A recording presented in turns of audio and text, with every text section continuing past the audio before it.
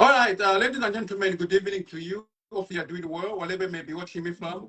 My name is JMK, and welcome to the Thinking Zambian podcast. This podcast is here every week on Friday, around 19 hours local time. Okay, so make sure you stick around. We talk about updates on elections, we talk about things which is happening in Zambia, development, tech, investment. We also talk about digital market, also financial markets, and we talk about Lusaka Stock Exchange.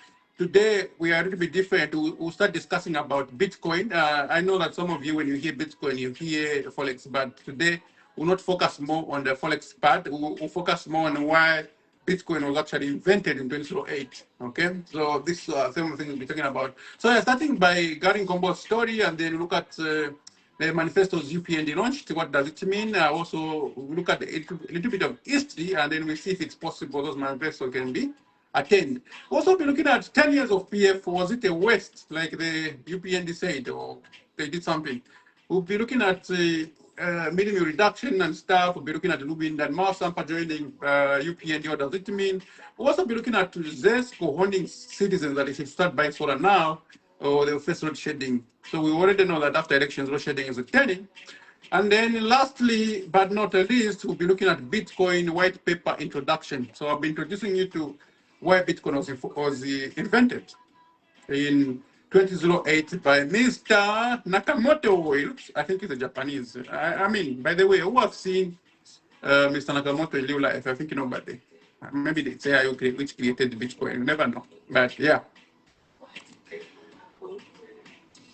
Okay, so we started Mr. Garry Kombo. So for some of you, you've seen what's been happening to Mr. Garry Kombo. What happened? First of all, UPND dropped him from his ministerial position as a local government minister. We also that. Up to now, the party has never explained to us why they actually dropped him. And then later on, we saw him being dropped again from being an election chairman of the UPND to just a simple, ordinary member of the UPND. But as time went by, we realized that he was not going to contest in UPND. They will not allow him. So what his supporters did, UPND, Mr. Nkombo has been Mazabuka for a long time under UPND. So he has made followers. He has made staunch followers, or you might call them cadres, political cadres. By the way, the word cadre does not mean violence. The word cadre is a good name with a good word, which simply means a staunch follower of a politician. Okay, or a strong supporter of a celebrity. So it doesn't mean that when you hear the word kata, it does not necessarily mean violence. It does not mean criminality or thuggery. No, kata simply means you're a staunch follower of a certain ideology of a leader or a celebrity. Okay, so you should learn some things today. Okay, yeah. So what happened? The followers of Mr. Garry Kombo, who have been following him for a long time, they went to his place. They even organized the man 87,000 kwacha to pay if you want to stand as an MP. So they presented that money and they paid QCZ. Yes. And then they told Mr. Nkombo that we want you to stand. So Mr. Nkombo said, oh, I cannot deny. Since you have said you want me to stand and you are my people and I've been representing you, I'm going to stand. So when he announced that you started as an independent UPND, and then all hell loose, okay, hell loosed in Mazabuka, okay. So now we started seeing all political maneuvers. We know that actually State House is very much involved in Garry Kombo's problems. So we saw the first day he went to file in, okay, in Mazabuka, to file in as an independent MP. We saw security officials from State House. These are private securities which guard Mr. H. Okay? And this person in particular, Mr. Love, has been still featured since, I don't know, maybe 2005, 2007. This man has been featured for a long time. And this Mr. Loba happens to be the cousin to Mr. Nkombo. He's the one who went and tried to stop Mr. Nkombo from going to registration.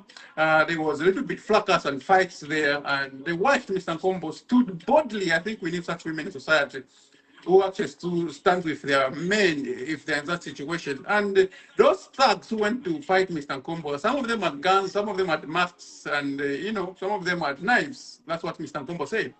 So we saw what happened then, and then later on, Mr. Nkombo reported to police of the incident. The police ended up arresting Mr. Nkombo. That is the one who was arresting cadres. What a joke. Okay, whoever was issuing instruction to police and those cadres should be ashamed of themselves. We also cleared it was on no camera. How can you say Mr. Nkombo is the one who attacked cadres when cadres went to him? Okay, and then later on, Mr. Lola. Okay, after being defeated by Mr. Nkombo, and Mr. Nkombo managed to file in, Mr. Lola went to police and he did a complaint that he even lost the 20,000. So how is it even possible? How do you walk with the 20,000 in your pocket to go and fight an opponent? Okay, so these are mysteries. So Mr. Nkombo, over time, hasn't been talking so much, but he recently appeared on Diamond TV and then explained what has been happening, that he's been receiving insults, he's been receiving threats, he's been asked to withdraw from members of the UPND, from cadres of the UPND, from thugs from UPND have been scaring him, saying that we might kill you, we might do all these things to you. And this is in the public interest. And the public, I hope that they are following, especially from people in the southern province. This is your person. I mean, I don't think you're going to allow anything bad to happen to Mr. Garry Nkombo. But people of Mazapuka, this is the time to show that you're united. And how do you show it? Don't vote for any UPND member. Don't vote for the president. Vote for the opposition. We have a lot of people. You can vote for Membe, you can vote for DU President Mr. Kim Njovu, you can vote for Brian Mundubile, you can vote for a lot of them who are still there today. Okay, Mr. Adikalam, all these people, we can vote for them. Mr. Echich is not the only contender in these elections. Let us balance it. Look at what happened in 2021. I think we should deprecate what happened in 2021, the people of Southern Province. I beg you, as a Zambian and who loves everybody and who wants to see Zambia progress, the only way to actually stop these people from growing big is to defeat it in the ballot. Let us defeat the UPND in the ballot. It's the only way we're going to stop this thuggery which you saw on the person who suffered for UPND. If they can unleash such hell on him, what do you think will happen to a mayor opposition from Tonse, to a mayor opposition from CF, or to a mayor opposition from Socialist Party? And then you end up blaming them and laughing at the opposition that they are not able to find the candidates in all constituencies. But you know that what you can't do to them if they did. Eh? There are a lot of stories going around. People, it's like they are bribed to withdraw, they were threatened to withdraw. And then you are mocking people that they're just withdrawing on their own. No, we know you're asking them. Mr. Swaniso came online and he said, you are asking these people to withdraw. And I think it's very much undemocratic. If someone makes up a mind to say they're standing as an independent, I'm sure they have consulted. Okay, they can't just withdraw because you tell them to withdraw. It's very much undemocratic, and this is not what we want in our country. So time to change, okay? Time to change, time to change. So Mr. Garry Nkombo also spoke about whether he's willing to reconcile or not. He said as long as those in UPND does not like him and they are not willing to reconcile, he is not going to do the same. He also said clearly that he has no plan to join Mundubile, but I'm sure he might join another political party. So there are a lot of things. He said he has no relation with the people from Mundubile because they are PF and from the MMD and stuff like that. So for the fact that he said he can't join the Tonse because they are PF member, which means he can't join UPND also, because the UPND today is infiltrated with a lot of criminals from PF.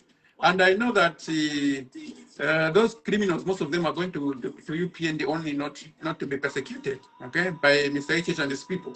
So that's one of the reasons why most PF members have actually migrated, including Mosamba, Wamirandu, but I end up UPND because he knows that it's a safe haven for thieves for now. Okay, but Zambia has rejected thieves in 2021. We can reject them again. So maybe plan B was to actually go and infiltrate UPND and then chase away the strong people. So one of the reasons why Nkombo is chased away is because he had the presidential ambitions. And most people in the UPND, they know that when HH leaves power, the next person might be Nkombo because he's a strong person and he's got following in the UPND. So they decided to fish him out like they did to GBM, they did to Winter Kabimba and PF. Remember those factions? Yeah. So those are the issues. Okay? Enough with Mr. Nkombo. Let's look at something different. So now, let's look at something different. So I'm going to dissect the UPND manifesto, which Mr. President launched yesterday in the Mulungushi Conference Center, which was built by PF. Okay? Although he said no, over 10 years nothing happened, but the Mulungushi Conference Center, Mr. HH was launching his manifesto yesterday, was built by PF. It is not taxpayers' money total. It was a donation from the Chinese, but that donation only happened during the PF government. So HH cannot claim that nothing happened in PF when the Mulungushi has been abusing And I saw a comment today. Someone was saying that some of you men were suffering so much for your wives building houses. When you die, another man will come and misuse the houses in built, like HH is misusing Lungush Conference Center, which was built by Lungu. So this behavior of disparaging or making everything useless of what was happening in the previous government must come to an end, because what you are doing, each time you say PF did nothing, we're also looking at what have you done yourself in 4 years' time you've been in power. Can you account for it? You should know that any parent who borrows money for consumption is a very useless parent. They are not thinking. Each time you borrow, money should go to capital investment, like road, bridges, hospitals, airports. These are things. You don't take your money to CDF, or you give it all to cadres who might not even pay back. That's consumption. You don't borrow so that you pay teachers. You don't borrow so that you give cadres loans which they will not pay back. That's consumption. Okay, borrow to invest in capital investment, borrow to invest in factories, borrow to invest in higher education. We don't need to riot for you to fix something at the University of Zambia. We don't need to riot for us to have securities at Level Manasa University. No. Okay, yeah. So UPNG, according to their 7-point plans, I'm going to read them one by one, and then I'm going to start explaining to you what it means, if they are feasible or not feasible. All right. So let's start with the first point. UPND under Mr. Ichilema, in the next 5 years, I don't know, maybe they need more years, but in the next 5 years, according to the constitution, they plan to produce 10,000 megawatts of power generation. Okay. Now, let's just look at this. So how much is Zambia producing today in terms of power? So Zambia today, as of today, Zambia is producing up to 4,000. Okay. Yes, 4,000 tons of kilowatts. 4,000 megawatts, yes. So Zambia today is producing approximately up to 4,000 megawatts of power. And then Mr. H has promised that under his next leadership, when he wins election, he's going to be producing 10,000 of megawatts. Is that possible? The answer is no. It's not possible to actually be done in the next 4 years. Why? Unless it is going to invest for at least 1,000 megawatts, not 1,000, 500 megawatts in each province, okay? That is possible, but how much is needed to actually invest like that? So what do we need to do? If Mr. Ichinama said we're going to start a nuclear power plant project, that I would have agreed. But just saying we're going to expand to 10,000 megawatt power generation, I don't believe in that concept, unless if there's some investors who's going to come, but also investors don't come in a place where there is injustice and lawlessness, okay? So producing 10,000 megawatts from 4,000 megawatts we are producing now is an impossible dream, and only fools or naive people would actually believe that, okay? So it's not possible looking at the 4 megawatts we are producing unless if we went nuclear, but nuclear also cannot be done in 3 years. These are projects which takes 10 years, 15 years. That's how much time a nuclear power plant would actually take if we were to start implementing it. But Mr. Ichilema, in his manifesto, he did not say, and there's nowhere where it indicates that they have any plan to actually go nuclear in terms of power producing in our country. Okay, so the PF started the nuclear power plant in collaboration with the Russian, but that project was stopped. It was supposed to be situated in Chongwe. There were some problems and propaganda from the UPN itself. That's how we stopped it. But now we are in this serious trouble because one of the reasons is the project was rejected in Chongwe and it was supported by Mr. Ichinema and his people. So for us to develop, we need to actually continue good policies, even from the previous government. You can't say that everything the previous government did was wrong. It is not correct to say that. So what we need to do is, if there are some good projects which the previous government did, we need to continue them. Okay? Yeah, we need to continue them. We cannot lavish everything they did. There are some projects which were very good, and those should have continued. Okay, point number 2. So point number 1, they are saying they'll produce 10,000 megawatts of power, and I said it's not true, it's not possible. This takes a lot, unless if we went nuclear, and there's no plan by the UPND to start nuclear power plant construction so far. Okay, then let's go to point number 2. Point number 2 is saying they will produce 10 million metric tons of maize. Guys. Let us stop fooling each other. We know that Mr. Ichidam and APD wants numbers, but I mean, fooling each other must come to an end. Okay, I think everybody's now awake. You cannot produce 10 million metric tons of maize when you've been giving fertilizers in medals. When you've been paying people sold maize to you 6 months later, 1 year later, when you've been distributing physical very late, in which world are you going to produce the 10 million metric tons? Let us learn to speak the truth, even if we want to hoodwink the followers. This is not a good one. I mean, only a person who's uneducated and who is naive might actually believe that under Mr. Ichilema's leadership, unless if something changes dramatically overnight, otherwise it's not possible under Mr. Ichilema to produce 10 million metric tons of maize in this coming farming season. It's not possible. Okay, let's look at the history. In 2025, okay, in 2024 to 2025, Zambia produced 3.7 metric tons. Now, if you look at the difference from 3.7, which was produced in 2025 to 2024, 3.7 million metric tons of maize. And then last year, 2025 to 2026, we produced 5 million metric tons of maize. Now, if you look at the progression in these 2 years, I know there was drought and stuff like that, but if you look at what happened in 2024 to 2025 and what happened in 2025 to 2026, this can tell you that the trajectory we're moving in is not possible to actually produce 10 million metric tons of maize. That's a lie. That one you also can't believe. As long as you give people medals of fertilizer, of seed, and other things, and as long as you pay people rate, and as long as you distribute physical rate, it is not possible. Let us tell the people the truth. It's not possible to produce 10,000 metric tons of maize next year or this farming season, because you give people money rate, you distribute physical rate, and you also give people to share medals or fertilizer. In this world, it's not possible. Let us stop lying to the people and be honest. Okay, so that's about the second manifesto. The first one was, remember, I told you it's about producing 10,000 megawatt of power, which I say is not possible. 10 million metric tons of maize, not possible. Looking at the previous 2 years, which is 2024, 2025, where we produced on average about 4.5 million metric tons. It's not possible to go in 1 year when we've been moving by 500,000 metric tons every year, and then all of a sudden we move by 5 million or 5.5 million metric tons in 1 year. That's impossible. It's wish-wash, all right? So let's look at point number 3. We are expecting to have 5 million tourists around the world to come to Zambia. Now, this is just a simple talk.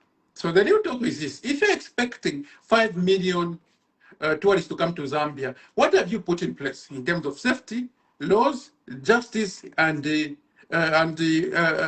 things you have brought to the people to make them very welcoming to the visitors? Okay, let's look at the history. Okay, so last year, for some of you who didn't know, last year Zambians only attracted 2.3 million tourists from around the world. Yeah, you can check this information is there. You can check on IMF. You can check on different platforms. You see it there. Last year, Zambia attracted 2.3 million tourists around the world in the entire year, from 2025 January, 2025 December. Only 2.3 million tourists visited the country. Now, in 2024, we only attracted 2.1 million. So you can see, last year we only moved by 200,000. Guys, if in the previous year, the history has shown you that it's not possible to actually jump from 2.3 million to 5 million tourists. Come on, what have you put in place? First of all, there is injustice in our country. You are persecuting only opposition. You are ignoring the bribes from your own government, and the US ambassador said it, that your ministers want bribe to sign contracts or anything.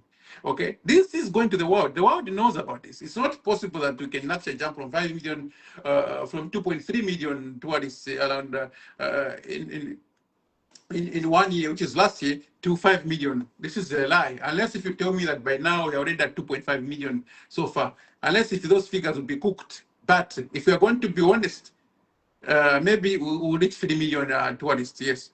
Not 5 million, that's impossible. Because Zambia is not really safe because of elections. Zambia is not really safe because only opposition is being persecuted. Even when we have corrupt people in the government, they're not being persecuted. It's only opposition. And also, we have seen a lot of injustices happening in the country. We have seen violence by cadres, and these are things which discourages tourists from going to the country. Also, there's too much corruption in the system, and because of that, some tourists will not go to a country which is corrupt, to a country which is whose courts are not trusted. Okay, so these are some of the issues which must be improved by the Upnd. If we dream or expect to have such millions of people touring our country this year. Otherwise, to me, I say this is an impossible, it's a wish-washer. Mr. H.M. must stop dreaming. Okay? So number 4, we'll produce 3 million tons of copper. Possibly, HH. You see, okay, on this one, maybe it's possible. I won't say so much. 3 million metric tons of copper, maybe it's possible. But what you should know is that currently Zambia is producing about 957,000 metric tons. It hasn't even reached a million. How is it possible that you're going to produce 3 million metric tons of if you're producing only less than 1 million metric tons of copper every year? Yes, copper is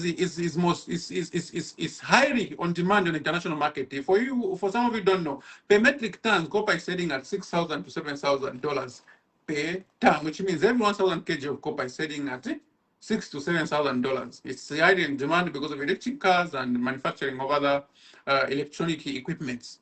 Okay. Okay, so this one is only possible if we are going to rotate everyone in Zambia and focus on mines, and which I think is very possible because those mines are not owned by Zambians. Those mines are owned by foreigners who want the capital return, and these foreigners actually on audit the tax, or what is called what is this levies. So maybe most of these foreigners who owns mines in Zambia, they're not paying the full tax they're supposed to pay because they're on tax holidays. Okay, where they give you a tax. They tell you that okay, for the first 5 years to 6 years, you're not going to pay tax. Just continue producing and employ people, and then you start paying when you start making profit. That's what most of the agreements are like. Okay, and because of that, so we'll see that the Zambians will return to road shedding for the mines to actually even dare to reach 2 million metric tons because it's a dream. It's a far-fetched dream. 3 million metric tons of copper is impossible, especially if you're producing under 1,000 metric tons. Okay. Unless if the UPND government is going to shed everybody in Zambia to put all the power to the minings because these mines have no power. And Mr. Dangote, when he was in Zambia, he spoke to it and he said, if you have worked, there is no need to talk, people will see. So there's no need to boast, people would actually see. So it's a dream of producing 3 million metric tons, maybe in the future, but now it's not possible. Don't listen to this. All right, and then point number 5, we will produce 3 million tons of soybean. This is the same problem we have with producing 10 million metric tons of maize because, like I said, feed inputs are distributed late. Fertilizer is given in meters. Oh, someone will say, no, soybean does not require fertilizer. Don't be treated. Soybean requires fertilizer. Just like any baby, no matter how much nutrient fit they might be, they need milk to actually survive. So soybeans, when just planting, you need to put fertilizer for it to germinate and grow well. And then when it reaches a certain stage, you stop giving fertilizer. Okay, just because soybeans produces fertilizer doesn't mean that it doesn't need fertilizer. It does need fertilizer before it creates those tuberlutes and the enough body to actually manufacture its own fertilizer. All right. So because we have input distribution which comes late, we have meta sharing of fertilizer and seeds. These are going to affect the production of soybeans. So let us stop dreaming.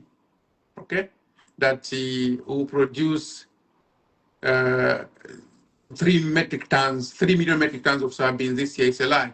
So in 2025, we produced only 650,000 metric tons of soybeans. So how is it possible that last year we only produced 650,000 when the lands were good? 650,000 metric tons of soybeans is only produced. So how can this number jump to 5 million? I think these are lies and nobody should believe them. Only people are naive who have never been to school or cannot research that people can believe such lies. They are not possible, okay?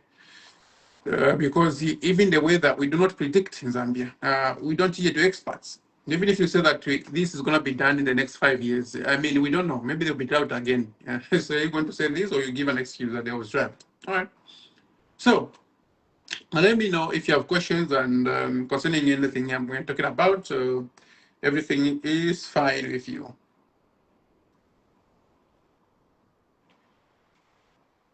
Yeah. So, hey, let me know where you're watching from. I'm drinking water and I've just seen this. It's interesting.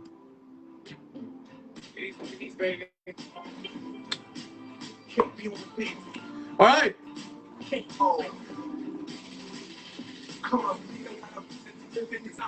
Okay, so let's go on. Point number 6 in the UPND manifesto. We will produce 1 million metric tons of wheat. Looking at how much we are producing and we've been producing, it's very difficult to actually believe in this manifesto also. If you didn't know, we are producing currently 130,000 metric tons. How you jump from 130,000 metric tons to 1 million metric tons per year, I don't know. Okay, these promises can only happen in heaven. I don't know. Maybe Angel Michael will come and guide or cause these plants to grow. Otherwise, I don't see. Huh? At a particular 1,000 quach, I'm growing this to 1 million guys. Some lies anyway. But the same problem. Fertilizer sharing in medals, seed sharing in medals, and the physical led distribution. All these are the issues we should have now. Unless these things are fixed, these are just things which can be achieved. Okay, number 7, the last one. We will produce 1 billion metric tons of beef. Guys, Mozambique, Trina ng'ombe zili only 4.7 million cattle. It's only cows we have, 4.7 million cattle. And per year, we are producing less than 140,000 metric tons. Last year, we produced 130,000 metric tons. So, guys, this one here is the biggest lie in this manifesto. We are producing 130,000 metric tons of beef. How is it possible that in the next 5 years you can produce 1 billion? Guys. with 4.7 million cattle, we are producing 130,000 metric tons of beef. And then someone comes and say, we'll be producing 1 billion metric tons of beef. Guys, it does Mr. H&M have some cattle in other countries which he plans to bring to Zambia to increase the number of cattle we have. You see, even if we want to lie to people, especially those who are not educated and who can't research, get to say, Managamba what traffic is up 1 million metric tons. I would understand, not 1 billion. Come on. From 130,000 to 1 billion. Hey. Anyway, maybe ni avieta mafakamta be 130,000 kwacha. Kabieta kangoenda pamwamba pa wafika na 1 billion kwacha. Even that one is impossible. So let us stop lying to each other. So most of these things, manifesto of UPND produced yesterday, is all a woodwinking. I mean, they're all lies. There's nothing truth here. The only truth which is there is about 3 million metric tons of copper, which is almost impossible because of load shedding. But if they're going to load shed the entire Zambia, which I think they will do, because Zesco already warned us about buying solar, maybe we can reach 2 million metric tons, not 3 million. That's impossible. And the question is, even if they produce 3 million metric tons in the copper mine, copper belt benefiting people from copper belt, what improvement are you seeing? Your copper keeps going out, your minerals keeps going out. What improvement are you seeing? Are your stadium being fixed? Are your roads very good? Are your living conditions better? Are you guys having good schools, good teachers? It's a sad story. But anyway, the government, eh, at anyway government, yay. Okay. All right. Now, let's come to another reality, lies versus the truth of the UPND. So the UPND, specifically Mr. Ichlema himself, came out during the time was given his manifesto, which was just full of lies. I've just explained to you that that manifesto is a dream, it's a wish-wash. It's not possible. It's not possible to produce any of those things which were highlighted in the 7 Plan Manifesto. It's going to take a lot, and it's going to take a lot of sacrifice. Yeah. So now let's go to Mr. H said yesterday that PF wasted 10 years in Zambia. Okay. I mean, personally, I'm not offended with that statement, but what is really confusing is that Mr. H. Lema is not honest. He's not an honest man. Yes, quite right. PF did a lot of bad things. We agree. And you should know that actually 50% of PF members are in UPND right now. Maybe even 70%, because most seniors, about 70% of seniors of PF are new PND. So I don't know what Mr. Ishima is actually saying exactly. So Mr. Ishima said Zambia wasted 10 years under the PF leadership because see, they borrowed, they were cadres, they beat him, they stopped him, which is what is doing already, right? His cadres are beating people. His cadres are beating Mr. Nkombo. His cadres are stopping Mr. Nkombo from fighting in. His cadres are stopping other opposition. We saw Black Cap was beaten and he was forced to confess that he loves HH. Guys, this is how West things actually getting in Zambia if you don't know.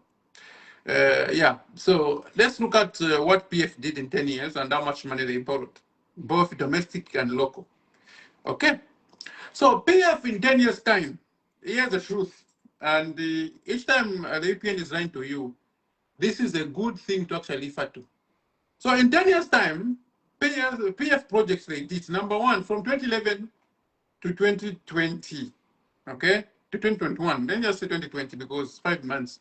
Yeah. So first of all, they built a Kafiwe lower gorge. I'm sure all of you know it. This was 750 megawatts in Kafiwe. Okay, and they claim it costed $2 billion. I don't know if 750 megawatts would cost such amount of money. Yeah. Number two, they created or made a project which is 88 megawatt power plants in Bangawulu and Ngonye. Okay, so this is the solar power plants they made in Bangawulu and Ngonye, and they produced 88 megawatts. But in Kafue Gorge, it was produced 750. I think it's one of the biggest power producing in Zambia so far. Yeah. Okay. So PF in 10 years, they did 750 megawatts and they did 88 megawatts also in Bangweuru and in Gonye areas. All right. So when it comes to Lusaka, they built bridges. You have seen, for those of you who have been to Lusaka, maybe most of you are not. You should come to Lusaka. Lusaka looks totally different from the way it was looking in 2011 or beyond. Yeah. They built bridges, okay, and I can name them. There's a Long Acre Bridges, okay, a bridge. There's a Cat Bridge, and there's also what is this, McKinney Bridge. Yeah, I think those are their names, you know. And then so they rehabilitated roads, including Greatest Road was rehabilitated in the CBD. Lumumba Road it was also rehabilitated, and some other roads, including the road from what's this place? From Lumumba all the way up to 6 Miles. Okay, and then yeah, and then the next thing they did is they upgraded the Sausage Airport, which is the KK International Airport, in 10 years. They also made Simon Mwansaka Pwepo Airport in Livingstone, in Ndola, and they also made Arimwanga Nkumbula Airport in Livingstone. Okay, all these things are in 4 years, and to say they are nothing, I think it's bitterness. Okay, and then they created 500 mini hospitals across the country, while UP indicated only 133. They created Levy Hospital, which is bigger, and Levy Manawasa University. Okay, they made Levy Manawasa Stadium. They made Levy, yes, Levy Manawasa Stadium in Dola. They also made National Ilo Stadium in Lusaka, there in Mandevu, somewhere there. I'm sure all of you see it. So to say all these are nothing, I think it's bitterness only. Okay, now they also made bus stations, including one in Livingstone, yes, and many other things which I might have forgotten to put here. Okay, so let's look at the debt. External debt from 2011 to 2021 was standing at $5.1 billion. That's external debt.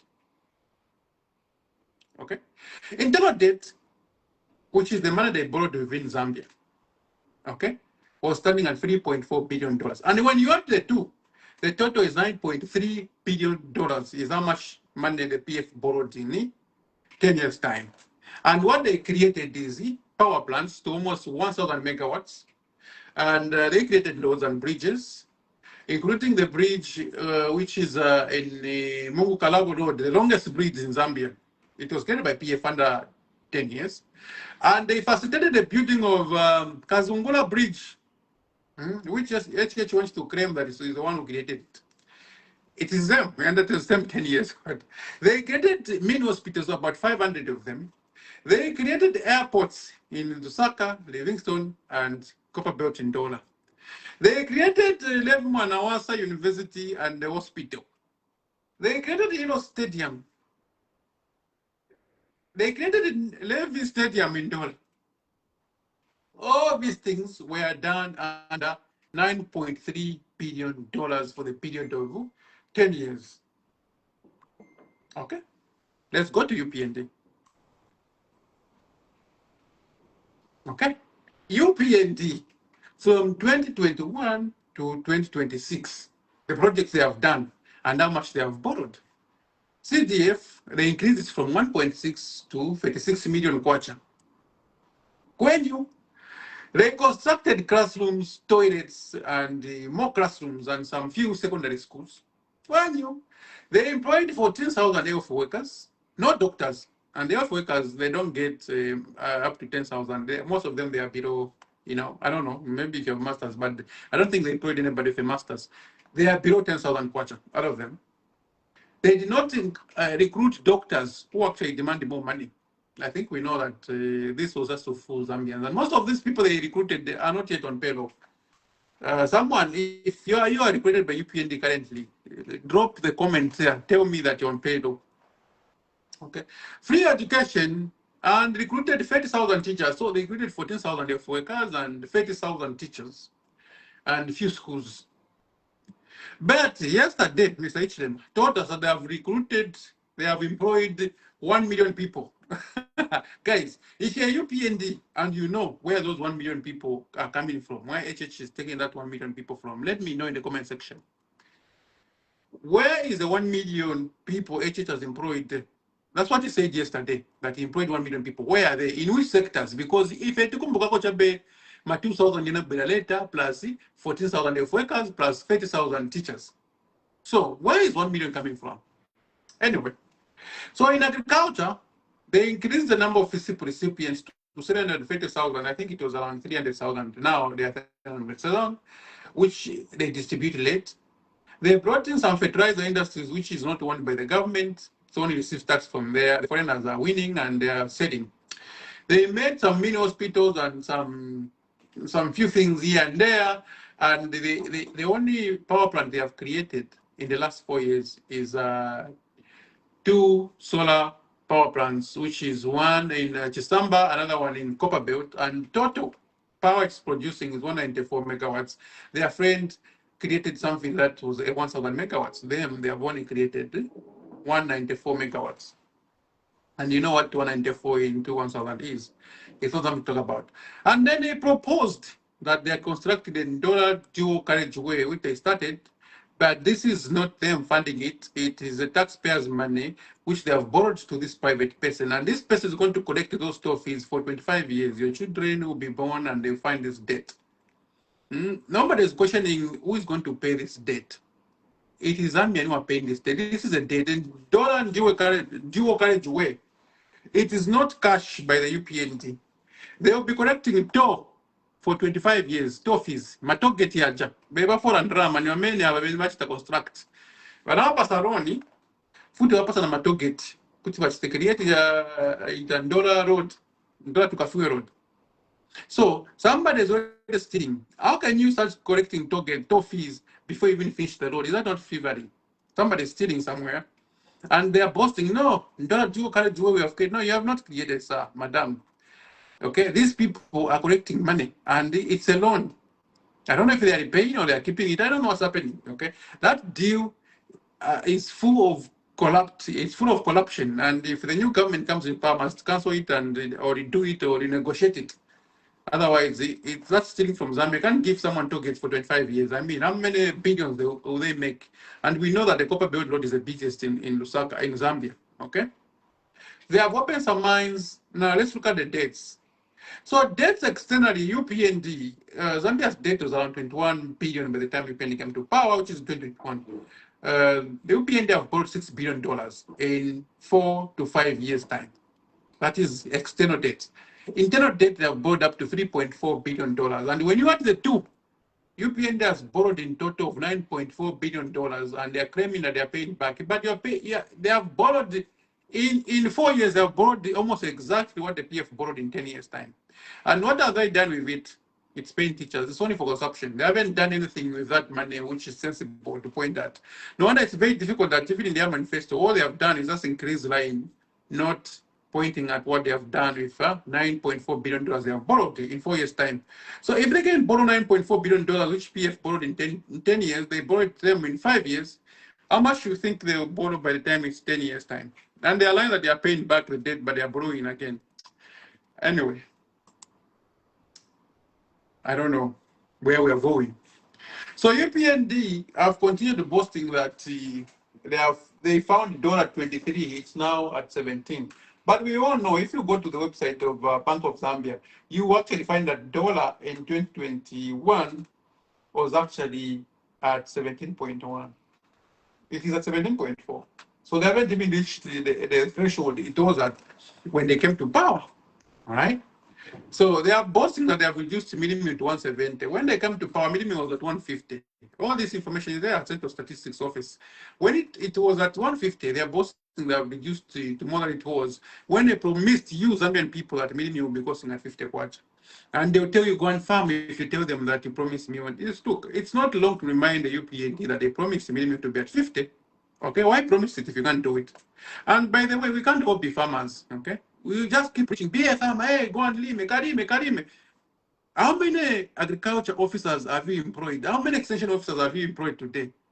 The government should be ashamed. Mr. Hichilema should be ashamed. He claims to be a farmer, but from the time he came to power, there have been no mass recruitment of agriculture students. There are a lot of agriculture graduates around Zambia, just roaming around trying to survive.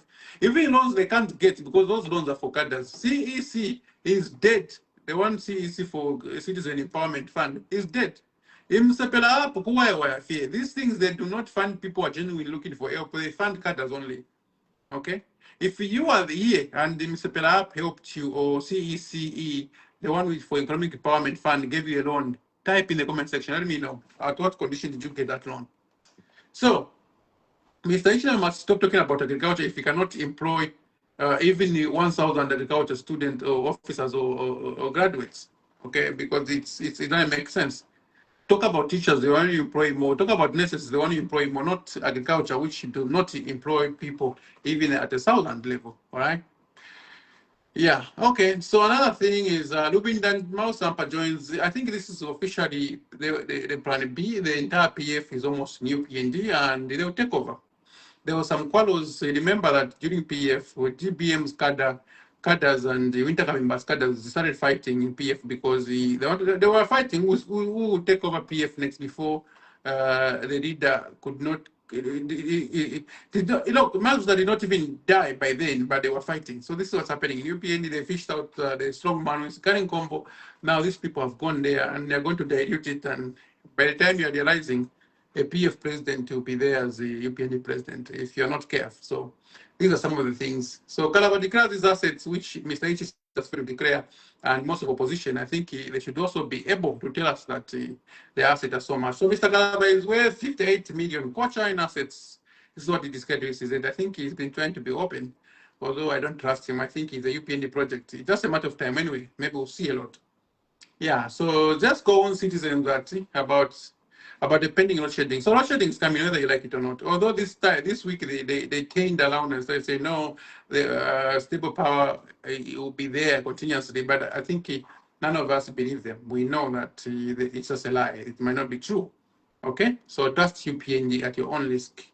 Anyway, some of you keep saying, no, opposition are failing to foreign candidates. We saw what happened to Garry. But you think any opposition is willing to go and risk his people there? They cannot do that. And one of the reasons why For example, the Mundibiles and the Arikalaba, who have had, have not found the candidates in all the provinces because they have sat down and agreed with other fellow opposition to say that you are strong in this province. You learn in this province about these constituencies, you also learn in other constituencies when you're not strong. So this is a strategy. You'll be shocked to what happens. So if Mr. H. really wants to win this election, what he should do, he should win the first round. Because if it goes to second round, the opposition will win these elections because they'll just team up and it will be over for Mr. Ichinema. And it will be very interesting to see all those PF and people who have moved to UPND, what will happen to them if UPND lost elections. I think we saw it happened in PF when PF lost election. A lot of opposition, some of them moved to PF and it ended up losing and then they were stranded. I think there will be a lot of people who are stranded when UPND loses elections. And I think that would be good for Zambia. All these people have moved to UPND. All they want is favors, contracts, and businesses and employments. So remember, the more people join UPND from opposition, the more their members want some favors, the more their families want some jobs. So you are an ordinary Zambian who is in opposition or who is not supporting anything. For example, in your Town, where is your work going to be if all these members who are joining UPND wants jobs and wants favors? So these are questions Zambia should be asking themselves. All right. Yeah, so it's important that actually we ask ourselves these questions. These people have joined UPND, they're only there to go and eat. They don't really have natural interest in UPND. They just want to eat and survive persecution, which UPND is executing very well. Yeah, okay. They will destabilize UPND and they will run away. They will move to another political party to come in the future. But anyway, that's the nature of most politicians. They're not honest and they dance from double plates. So trust them at your own beliefs. Okay. Now I'm about to move to cryptocurrency. Okay. Yeah. Just give me a minute. So we are done with the UPND. We are done with Mr. Nkombo. We are done with opposition. We are done with most things. We'll start talking about the cryptocurrency. Okay. What do you know about cryptocurrency? Let me know in the comment section. Do you think it's just Forex or it's a payment system? What have you been told? Most of you think that when someone talks about cryptocurrency, it's talking about Forex trading, and Forex trading has been termed as a scam, by most people. They think that cryptocurrency is a scam. Is that what you think? Let me know in the comment section what you think. Is it a scam or it's an opportunity?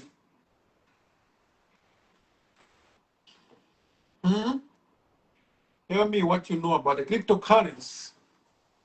By the way, I'm also interested to know where you're watching from. So Zambia is our country, all of us. Make sure that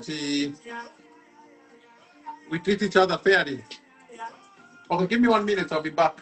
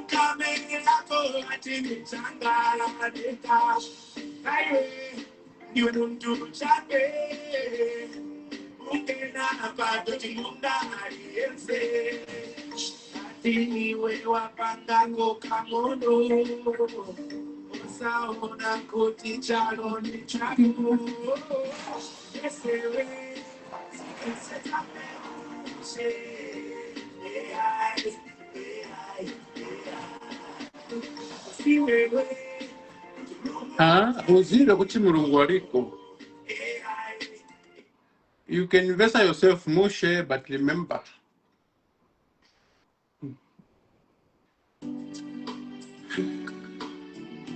So where are you watching me from? We'll start cryptocurrency discussion, and this week I'm just planning to introduce it, and then we'll continue with next week. And so it's a long one. It's a long passage. It's about 9 pages. It's called the White Book or Blueprints Sembenenza msobole wachinocha sembe vantu vose mziko vasekeramu deidiputiera ndipo kuona njala ndipweza makoponi unga wa maha. So this is a story politician will tell you. Flow, chipolopolo boys vane koluza bola chisiva futo latu tisachite Udaro. imwe chikaleke kuchetekera kavo avena Zambia chichere ndau yobotayo yabwera tisake vantu vamene vaenera osakonka chabe. So as election comes, make sure you don't follow Mwela. Follow the manifesto. New manifestos, not those lies we are seeing. Sempre innekono evidence full. Sempre tentative in better film. Na emiti yonse sempre ingrisawa. What's ukawanga lipido lobao. Ifa, angachikulipa for sound. Where are you watching me from? Let me know. Send the ones that was feeding to school. Wapesa chito. So that the panapa. Isi makanso my teacher na manesi. Masala yabo yapanga best. Ajipe chito. Kapito yakateba. Okay, let's do this. Avena Zambia'S, chichere, ndau yobotayo yabwera tisake vantu vamene vaenera osakonka chabe kupalolo kumwera avena Zambia'S kasichenjera ndau yobota. Okay, what is cryptocurrency, guys? What is the cryptocurrency? What do you know about cryptocurrency? Are you one of those people who think it's a scam? Are you one of the people who think it's just forex? No, today I'm about to prove you wrong. Cryptocurrency is actually totally different. So yes, we do trade just like we trade dollars, we trade oil, we trade gold, and these other metals. Cryptocurrency is also in forex. So cryptocurrency is the largest crypto. Okay, not cryptocurrency. Sorry. What I'm talking about is Bitcoin. Sorry. So cryptocurrency we know is actually a trading platform or section on the digital market. But today, like I said, I'm going to introduce the Bitcoin and why it was created and what specific problem was Mr. Nakamoto was trying to solve when he created Bitcoin. Okay, so Bitcoin is also a group of cryptocurrencies, right? Yeah.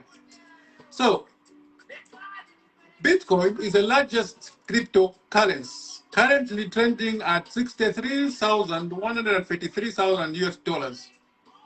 Okay, its market capital is 1.3 trillion dollars in total assets. Okay, it was invented for the people whose money institutions are failed, like in Africa. You know, we have a lot of challenges. Sometimes we send to a long number. Sometimes our money it does not reach on time. We have to start following up and it takes forever. And it's very difficult to move a lot of money. For example, you can't easily move 1 million kwacha everywhere around the world. Not in the US, not in Zambia. But if the cryptocurrency, it's within a second, as long as you confirm the money will be in someone's pocket without going through the bank, without going through your money, without going through any third person. So cryptocurrency was invented to remove the third party. The third party, the transaction between two people. For example, you and I, if you have a bank and I have a bank, I want to send you money, it has to go through the bank first for it to come to you. So now, in this case, third part is a bank. Now, cryptocurrency was created to remove the third part, which is the bank, so that when I send money, the money will come to you directly. And it was also created to remove the transaction cost. Remember that every time you're transacting, there's always a cost you incur. It's either the bank will cut some money or Airtel will cut some money, something like that. Which time you're sending money through Airtel or banks, they're always deducting something. I'm sure you know what I'm talking about. Yeah, but so Bitcoin was actually invented to remove that something for sending. It was also invented to remove that something for paying out if you use the banks. And it was also created to remove out the system for withdraw charge. Yes, it was actually created to remove all these things. All right.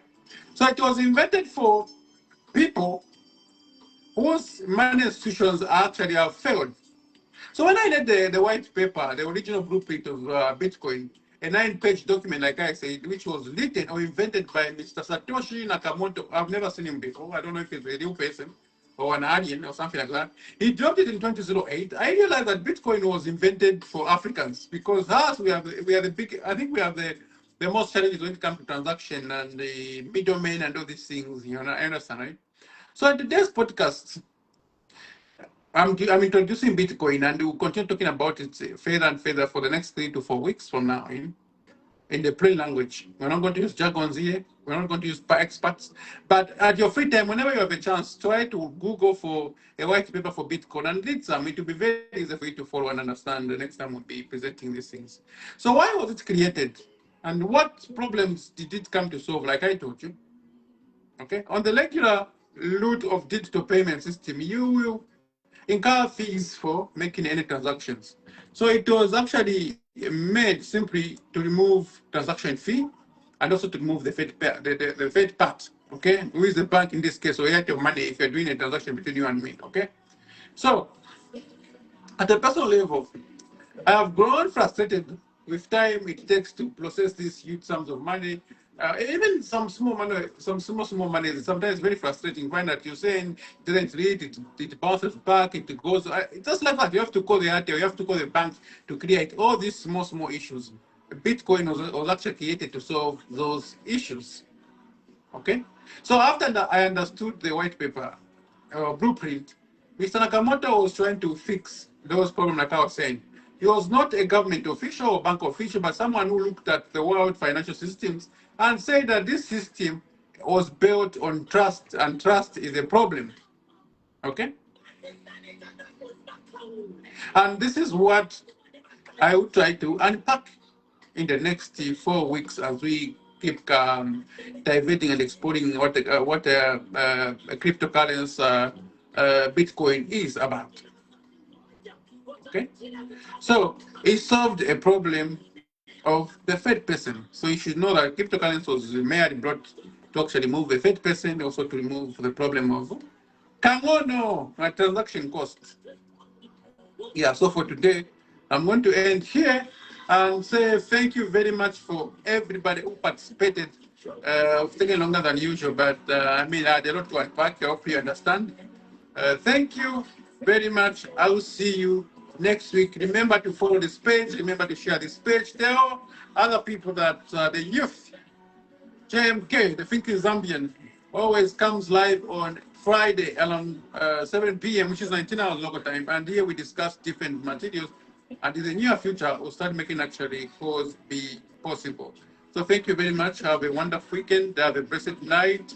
Laila Tov and Shabbat Shalom. Okay? That simply means have a good Sabbath.